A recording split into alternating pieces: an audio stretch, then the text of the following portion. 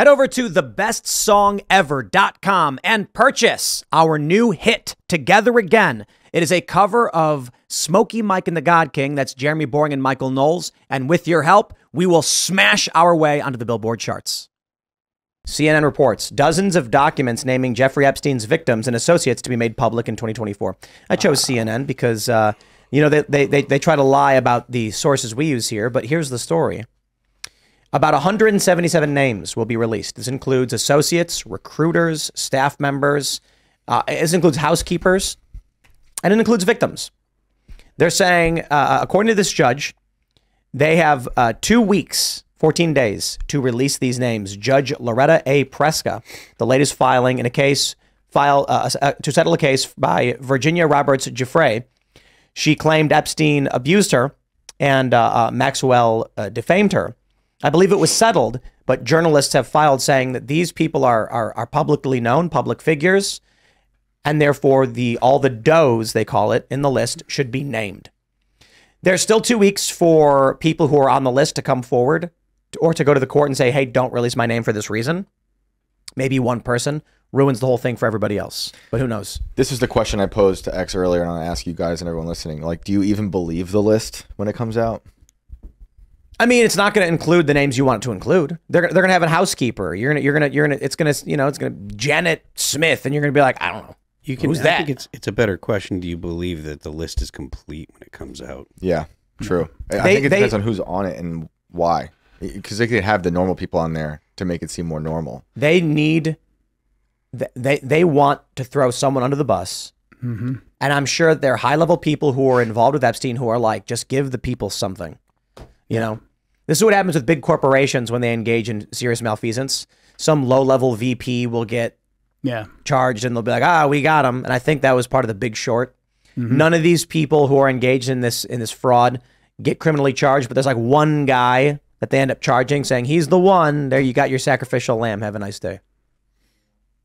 Yeah, this is like something where I think you'd need like multiple judges that could all have access to this. So they all release it at the same time. So it's not like just one judge, and like it could be easily contaminated. And there's just been so many lies told around this entire thing, this entire Epstein affair, that like, you're right. Why would you believe the list? He's been given good treatment in jail decades ago. You know, like his roots are so deep. I have a hard time trusting anything. And they somehow convicted how you say her name, Ghislaine Maxwell. They convicted her of sex trafficking, but like they would not say who she sex trafficked to. Right. Yep.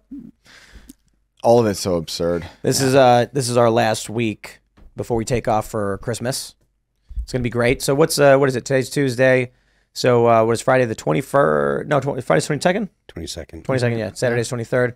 It's gonna be an awesome Christmas, and I'm hoping that as I am sitting there relaxing, wearing a fuzzy sweater of some sort and drinking cocoa, that the Christmas present we end up getting, maybe not on Christmas, but soon, will be some accountability as it pertains to the Epstein list. Yeah. You know, my view is... You will get coal, Tim Pool. You will get coal. I have a feeling. But look, I'll tell you. The Grinch is here. If some of the names that come out, it's like a housekeeper, I'm fine. Like, I'll take a housekeeper. If you were cleaning up for this man and you knew what he was doing... I want to know who you are. Right. Yeah. If you saw those, and that's not all we want, but it's a start. Those like restraining chairs he had in his bathrooms and stuff, and you're like living in that house cleaning it up. Yeah, for sure. Like, who installed those? For sure. Yeah. Like for sure. Look, if you get people that were on the premises, this is how investigations go. You get someone that was there that knows something, you interrogate them or you investigate them. What do they know? Who else do they know? Like, that's the way that investigations normally go. Whoever comes out and they actually name, there should be, now I don't know if it actually will happen, but there should be pressure or some DA or whatever that is trying to find more information about it, because clearly they have been slow rolling it, and they came out and said that the names on the list, you know, back when Epstein first died or whatever, they came out and said that the names on the list, it was too volatile to let them out. Thank you, Serge. He did say died in quotes. Well, and I agree. Exactly. I'd like that to be the case, but I think of things like when someone is running for politics and all of a sudden she's on the WEF website, and then people are like, well, the WEF puts them on there to discredit them, or they're on the WEF website and that discredits them. You know, so it's like a constant back and forth of these psyops as well. But like who's going to be on it, and maybe there's like who's going to benefit from that person being on it is what I'm worried about. But you don't know. Yeah. I just keep it in mind. When it comes to the WEF stuff, I kind of just always get the impression that only in the past year, 2 years has it become broadly known throughout the I guess the dissident community that the WEF is actually really, really bad. Right. There was a time where like talking about Davos and talking about the people that get together at Davos and the WEF and the Council on Foreign Relations and stuff is if you brought any of those things up in any type of critical context, then you were a crazy person. Yeah. You know, that was Alex Jones stuff. Well, not just him. Bill Burr, before he was neutered, used to talk about those meetings all the time. Yeah. On Conan O'Brien's show. Yeah, and so that's the thing. It's like if you're critical of it, you're a crazy person. Right. But if you were listening to Zbigniew Brzezinski talking to Mika and Joe about it on MSNBC at 8:30 in the morning, they're talking about what the WEF is doing or what the Council on Foreign Relations, all these organizations, they're real and they actually do things and stuff. Right. If you're talking about them and you are praising them, then obviously this is just normal NGOs and organizations and stuff. But if you're critical, well, then you're Alex Jones. Yeah, for sure. So, I mean, obviously, it's just the paradigm of like, it's not happening and you're crazy. But if it is, it's a good thing that it's actually happening. Yeah, exactly. Oh, that's so true. Frustrating as hell. It's terrifying. Well, I hope the list comes out and we can have accountability would be great because accountability seems completely rare these days. It's just we're so hyper politicized. It's like it's hard for me to even see accountability on the horizon. Accountability. I don't believe in accountability anymore. It's just the use of political persecution to stymie your opponents. You know, again, and generally that's conservatives, or people that are outside of the norm of progressive sensibilities. But I mean, again, we talked about it a little bit. You look at Santos, and granted, he clowned on all of Congress and he clowned on basically his entire district because they did elect him. So I mean, he did. Was it Pozo that called him gay Joker this morning? I don't know, but incredible. Go look at Pozo's Twitter page. Don't disrespect Santos. No, I think he meant it in a good way. I hope so. because it was a hilarious interview. Santos treated Congress the way that Congress deserves to be treated. That's absolutely, and that's why I'm like a joke. Surprised you're such a supporter. He treated them exactly how they deserve. And the crazy thing is, the guy got no due process. None. I mean, he got no due process. And you're right, his district did elect him, and New York has their primaries, I think, like in the early spring, summer. So he was way less. He was like 8 months out from getting probably quite a few hard primary challenges. But then they came in and said, no, this guy's guilty. We got to throw him out right now. Like, why didn't they just let the process actually work? I don't know why Republicans have to rush in and automatically say, no, we'll take care of this. Like, we'll kick this bum out of here. Meanwhile, Menendez has got gold bars from the government of Egypt. And are the Democrats going to kick him off the Foreign Affairs Committee? Like, no way. No way. Unbelievable. 2024 is going to be fun. It's going to be wild. I don't know what else to say. I mean, it's just, I've been saying before, I can't see. Normally when something happens, I have like several ideas of what I think it might lead to.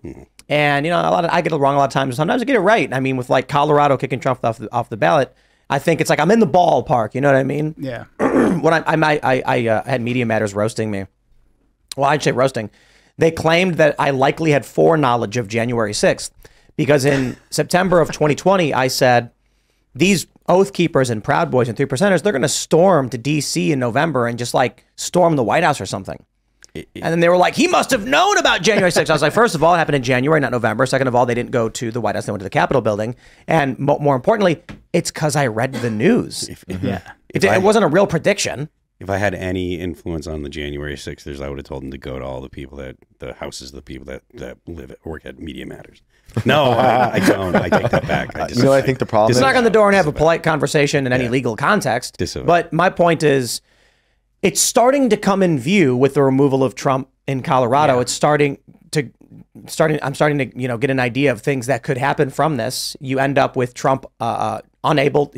Not that he'll be removed from every state in the primary, but just enough that he can't win. Yeah. You end up with Ron DeSantis as the nominee. The establishment says, guys, look, we're not happy with this, but we can't let Joe Biden win. So everybody go out there and vote for DeSantis. Trump supporters are going to say, screw off. Yeah, exactly. I've heard you say a bunch like it's hard, and I agree, it's hard to envision this future. right? Because like if you read all the news, you have a sense of the pattern that happens. And I've been thinking, we might have a normalcy bias for all of these past years until COVID. Then it turned into absurdity, and now it's like you have to have an absurdity bias, but it's impossible to guess absurdity. So everything's just constantly normalcy chaos. Is gone. Yeah, the new normalcy is the absurdity. So, and it almost ties into Elon's quote about the most likely outcome is the most entertaining one. Except it's for politics, it's the most like chaotic and depraved one. And it's hard to gauge that because it's just we're so far gone. And all the Democrats care about is power. I mean, they've proven that they will basically burn the entire country down. And so, what's the next level after that? What's the next level from 2020? World War III. It's pretty. I mean, it's incredibly frightening. Yeah, will they get us into World War III? I mean, Biden's last address to the nation, he said, "Well, we all have to unify because we potentially could be at war." Thanks for watching this clip from the Timcast IRL podcast. Hang out with us live Monday through Friday at 8 p.m. and become a member over at timcast.com for uncensored, members-only shows exclusive. Thanks for hanging out, and we'll see you all next time.